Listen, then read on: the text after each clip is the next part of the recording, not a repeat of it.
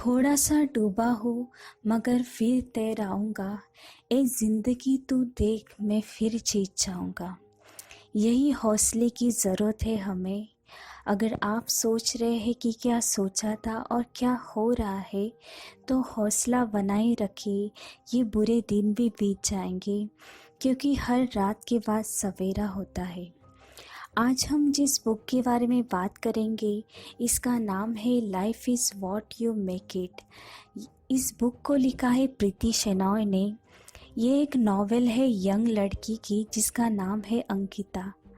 ये कहानी स्टार्ट होती है 1989 कोचीन में, जिसमें अंकिता अपने दोस्त को खत लिखती है।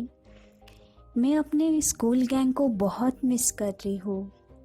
अगर मेरे डैड की ट्रांसफ़र ना हुई होती तो आज मैं आपके साथ रहती।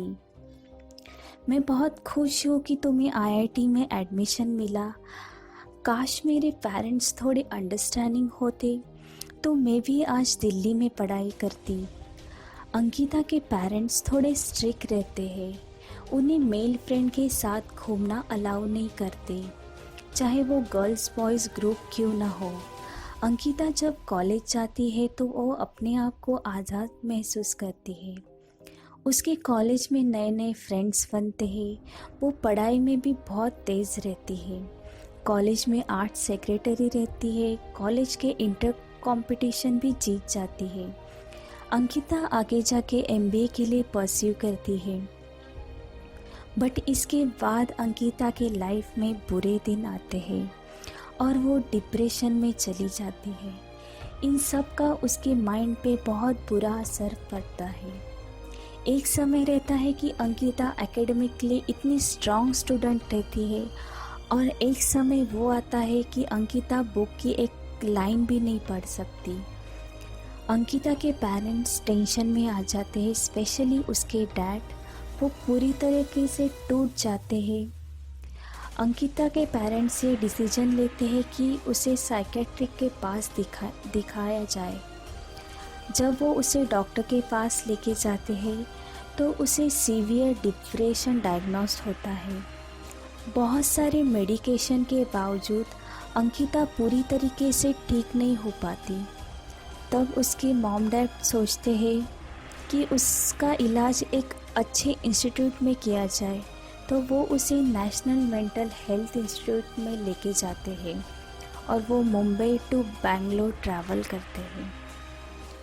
वहाँ बहुत बड़े डॉक्टरों की टीम अंकिता को एग्जामाइन करती है, जिसमें उसको बाइपोलर डिसऑर्डर डायग्नोस होता है। डॉक्टर की टीम उसके पेरेंट के साथ डिस्कस करती है और अंकिता को एडमिट करके उसको अंडर ऑब्जर्वेशन रखने का डिसीजन लेती है।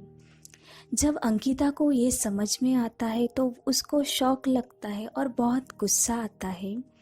वो ज़ोर ज़ोर से चिल्लाने लगती है और कहती है, आप मेरे पेरेंट्स हो, आप मुझे ऐसे अकेले नहीं छोड़ सकते। जब अंकिता को शॉक ट्रीटमेंट दी जाती है, जिसे मेडिकल लैंग्वेज में ईसीटी कहा जाता है, तो उसके बाद उसको रिलीफ फील होता है। जनरली जब पेशेंट को ईसीटी ट्रीटमेंट दी जाती है, उसके बाद बहुत अच्छी तरीके से उसके माइंड को रिलीफ मिलता है। अंकिता को ये बात नर्स से पता चलती है तो उसको बहुत गुस्सा आता है और she feels like being cheated. तब उसकी लाइफ में एंट्री होती है डॉक्टर मधुसूदन जी की। तब डॉक्टर मधुसूदन जी अंकिता को समझाते हैं कि आपको सीवियर केस में बाइपोलर डिसऑर्डर हुआ है। अंकिता ये वर्ड लाइफ में फर्स्ट टाइम सुनती है।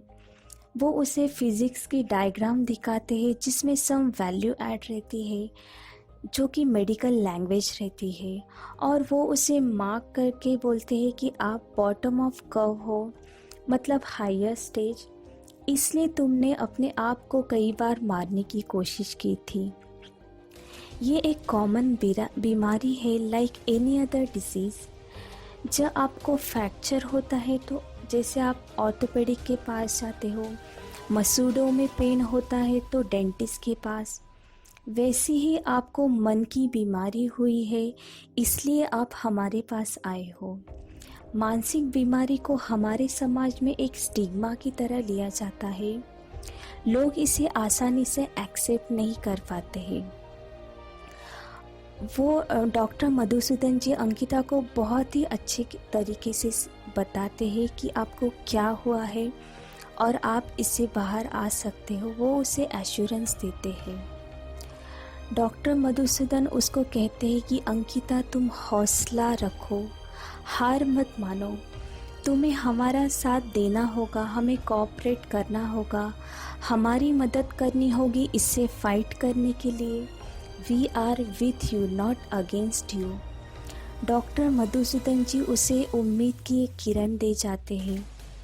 डॉक्टर मधुसूदन जी एक अच्छे और समझदार इंसान रहते हैं। अंकिता को लगता है कि वे एक पहले इंसान है जिसने उसके माइंड को समझा, उसके माइंड को रीड किया और उनको अच्छी तरीके से पता है कि मेरे माइंड को शांत कैसे किया जा सकता है। अंकिता सोचती है कि सच में प्यार से बोले हुए 2 शब्द और काइंडनेस में इतनी ताकत है कि वो किसी के भी मन को हील कर सकती है। डॉक्टर मधुसूदन जी अंकिता की मेडिसिन ट्रीटमेंट स्टार्ट करते हैं। जैसे जैसे वक्त बीतता है, मेडिसिन धीरे धीरे कम की जाती है और इसके साथ साथ मधुसूदन जी अंकिता को समझाते हैं, ज़िंदगी एक तोहफा है अंकिता, इसे ऐसे ही फेंक नहीं सकते। अगर हमारे कानून में दूसरों को मारने का राइट नहीं है तो सोचो हम अपने आप को कैसे मार सकते हैं। दूसरे फेस में अंकिता जब धीरे धीरे रिकवर होने लगती है तो उसे ऑक्यूपेशनल थेरेपी दी जाती है।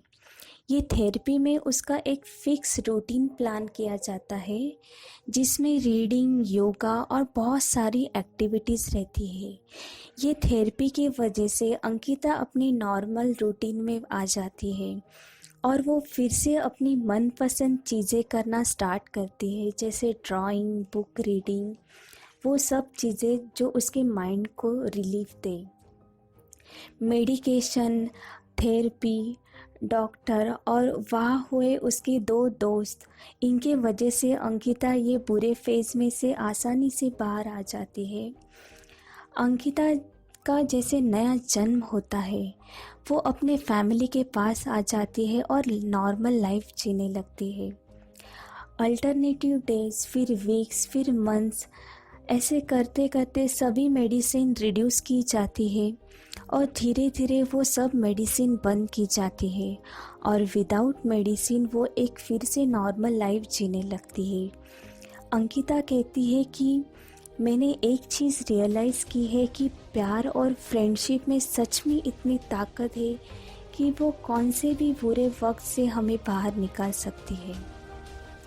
15 years लेटर अंकिता लाइफ में बहुत कुछ अचीव करती है। वो 6 एकेडमिक डिग्री ले जाती है और वो एक आर्ट थेरेपिस्ट बन जाती है।